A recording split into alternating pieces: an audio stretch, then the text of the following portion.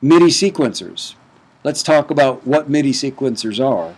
And basically they record and they play back MIDI information. In the early days it was a separate piece of gear that was the sequencer. Now it's all embodied in your computer, but we used to use separate pieces of gear to do the sequencing, and just like you'd use a tape recorder basically. It was a separate piece of gear just to record and play back MIDI information. You could edit MIDI information. You could copy and paste MIDI information because it was just digital information. And if you knew where one chorus was, you could take that information and paste it into a second chorus.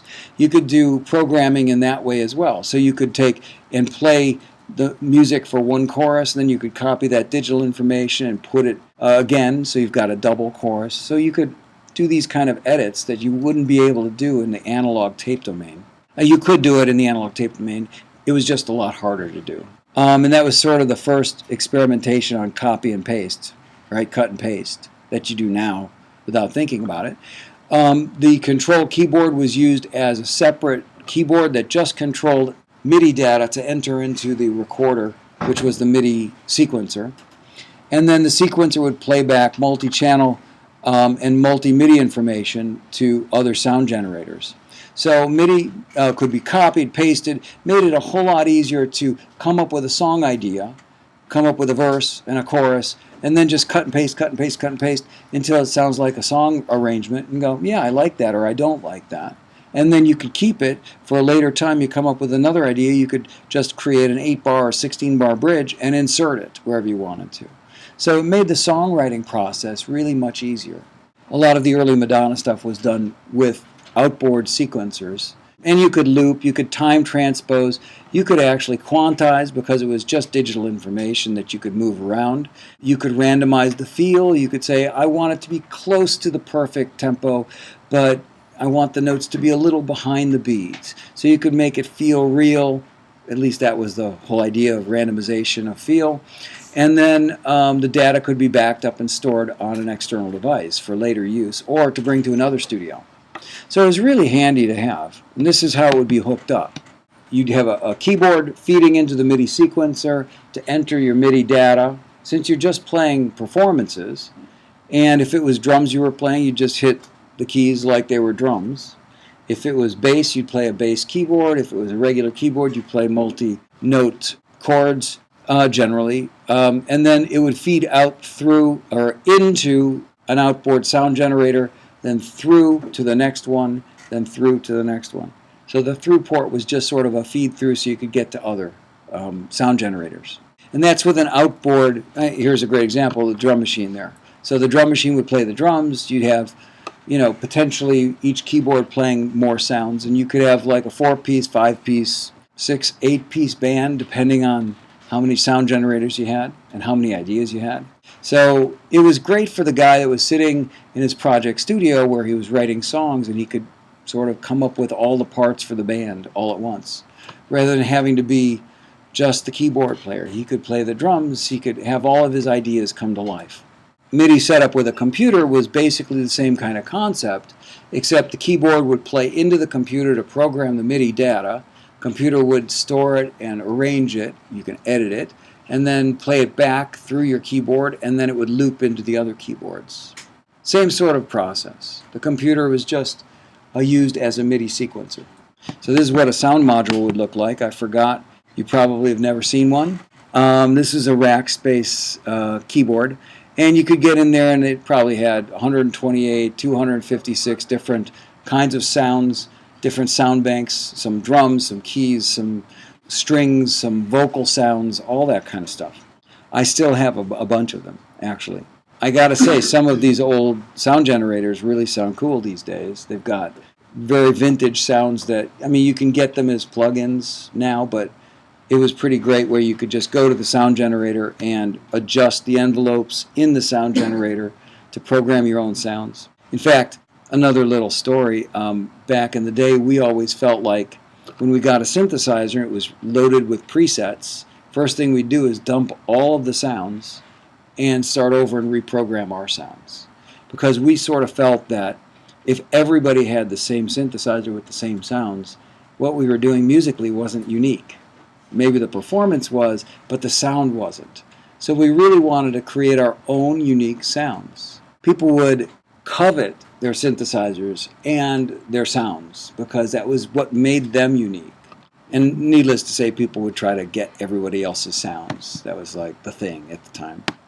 So, types of controllers. Any keyboard with MIDI out can be a controller.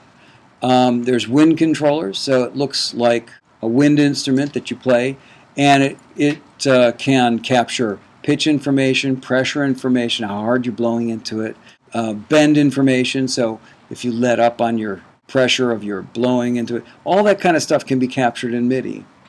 Drum machine controllers, octapad, drum pads, they all work too. So if you hit the drum or the pad harder or quieter, it captures different performance information. And then later you can change the sounds of what drum you want to use. And these are the controllers that are used by people that aren't necessarily keyboardists. Keyboardists usually use a keyboard, but they had all these different kinds of controllers, even stringed controllers.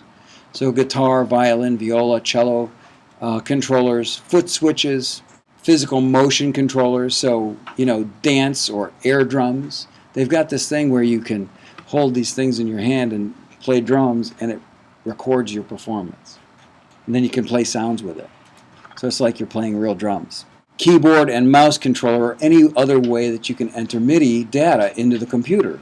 We haven't even talked about how you can do it just with a regular keyboard and a mouse, which is usually how I work. But controllers were a little more sophisticated than just the average synthesizer. They actually have all these parameters that you can adjust to get the data into the computer or the sequencer. Wind controllers look something like this. Pad controllers look something like that. String controllers look something like this. Last I heard, people didn't find the string controllers as easy to use, and they didn't track your performance as well as, say, a keyboard, but they had those for guitar players. So MIDI control services is another thing that is extremely useful for MIDI, and that is system exclusive MIDI data can be used in recording consoles. So the console can be automated. So if you want the channel to turn on and off with mutes or solos, levels, sends, returns, all those things can be automated using MIDI.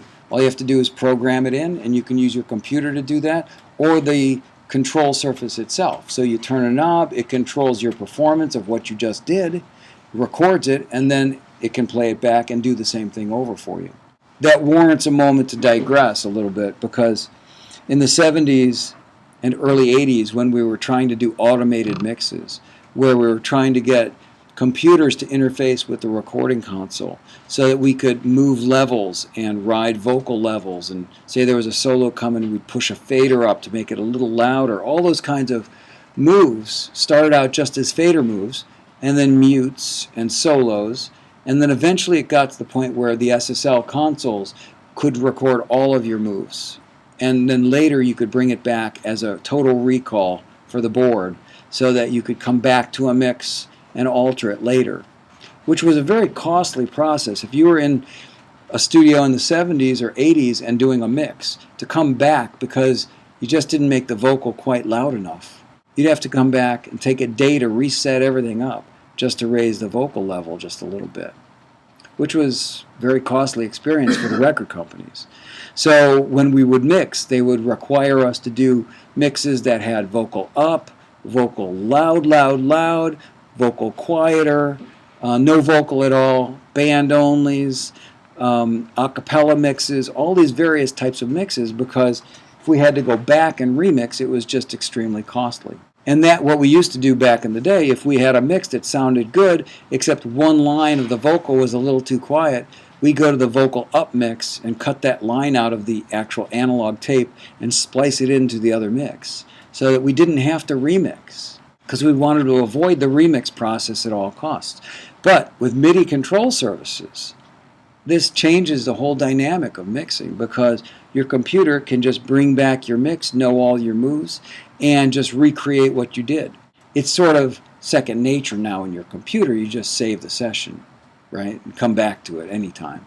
But that was a huge game changer for mixing when MIDI came along and you could use MIDI control surfaces.